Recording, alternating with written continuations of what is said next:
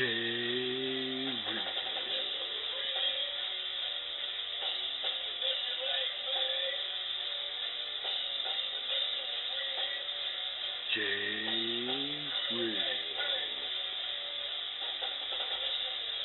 Good afternoon, folks, and welcome to the Average Joe Sports Talk Show. I'm your host, Jay Real, bringing you a Tuesday edition of the show. We're going to get started really quick with the NFL news.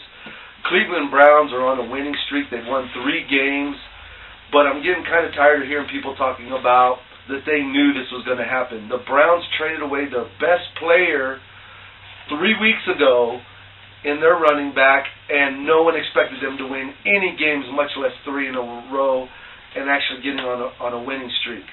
So please, let's just get out of the whole, I knew the Browns were going to be good this year after trading their best player on their team. And let's just appreciate the fact that they're doing very well with very little talent on that team.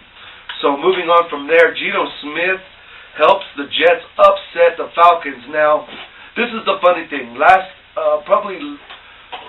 say 2 or 3 shows ago, we were talking about how the Atlanta Falcons are always the best team, but will always choke up in the playoffs. And let me tell you, folks, they are imploding right now as Week 5 just wrapped up.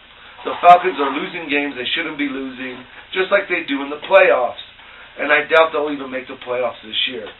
Pretty much put, and then with their Julio Jones, their best receiver, might be out for the season with a foot injury. It's not looking too good for the Falcons. And then moving on, we called it last week. The Pats lost their game this last Sunday, and we told you all, when they faced a good team, they're going to get beat, and that's what happened. They faced a team that finally had a good offense and a decent defense, and they got beat down, and that's just the way it's going to be for the Patriots because, again, they don't have a lot of talent. And then moving on, the Saints are on a 5-game win streak with the Broncos. Those 2 teams, when they meet up, fireworks are going to go really well on that game. So we'll just have to wait and sit back and see what happens. As for the Saints, they're going to chew up and spit out the Patriots this week, Sunday football. So looking forward to that.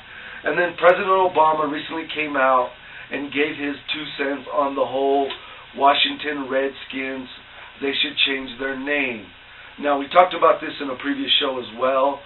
Dan Snyder, the owner of the Redskins, should not change the name just because a handful of people, and the reason why we say a handful of people, because if this was so offensive to the Native American community, why is it, in my personal experience, that most Native Americans like the Redskins just for that simple fact? So, the Redskins have been called that for over 50 years, folks. It's not like it's a new name. 50 years. If it's been that big of a deal, why has it taken so long to become a big issue? And it's not. It's a handful of people that want it. And most of them are probably not even Native American. It's probably your upper class, rich white folks that don't like the name or the term Redskin. So we're just going to have to see what happens. But the president says that Dan Snyder should change the name. We think that it should stay the same. It's just tradition. It's been that way for over 50 years, as we just mentioned. And it's football, folks. It's not politics. So with that said, we're going to move on from football. We're going to touch a little bit on the Major League Baseball. The Pirates won that game. Again, called it out. Hate to toot my own horn, but I said the Pirates had to win Game 2, and they did.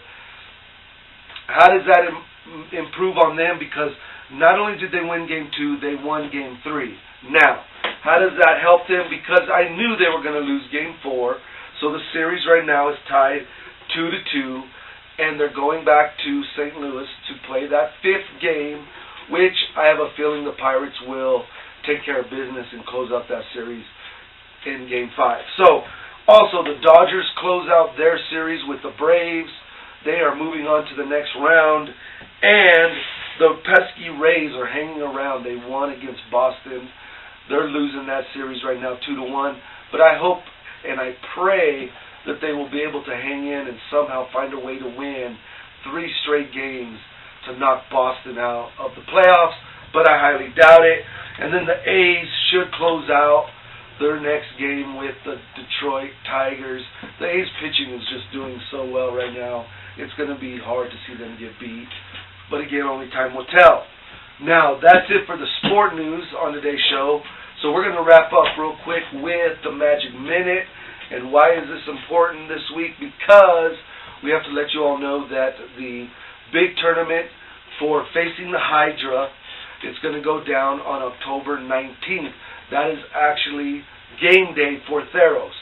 The way it'll work, folks, is if any of you are interested, you come in. You're not going to play against each other. You're going to play against a pre-made deck that was sent by Magic the Gathering to here, the Player Zone, to be played against. So you'll be playing against a specific deck, and your deck that you can play with is anything, including Theros, as long as it's Type 2 Standard. What does Type 2 Standard mean? Well, as of October 1st, anything from Return to Ravnica to Theros is legal, including M14. Those are your standard decks now. Moving on from that, we had a really good turnout in the tournament on Friday, and we have some results for all you gamers out there. In third place, Pinky. This kid has been doing phenomenal. He stopped playing Magic for about 4 years, just recently got back into it, and it seems like every week for the last few months, he's been placing in the top 3. Moving on, Meryl Scott, representing Mescalero, another tribal member, showed up and topped out in the top 3. He's been a player a long time, and he just did well this weekend, or last weekend, excuse me.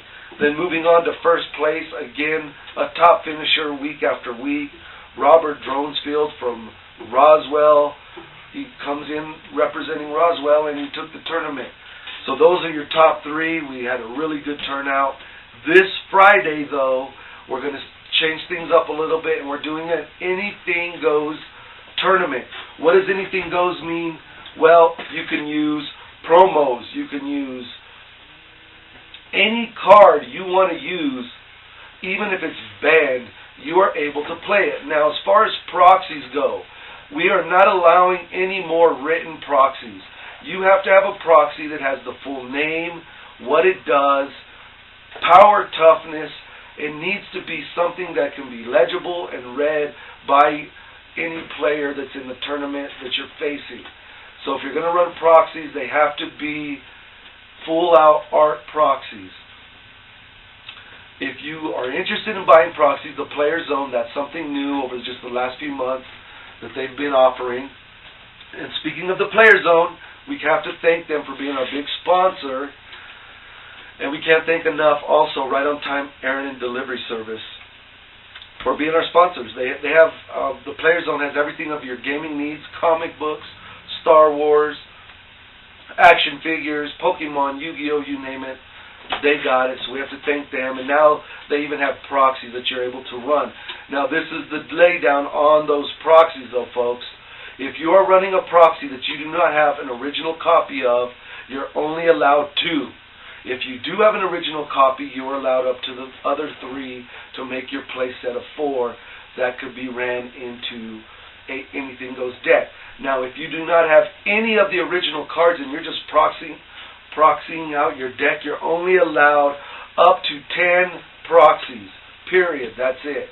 So, good luck to any of you that are willing to come on down to the Player Zone and try it out. We can't say enough for them.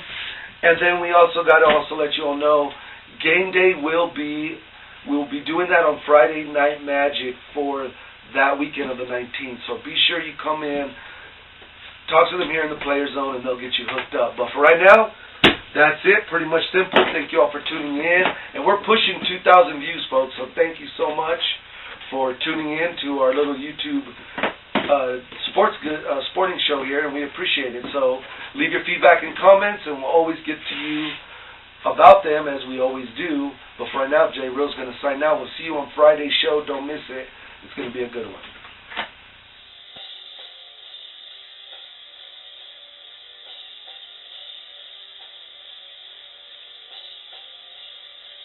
Jay.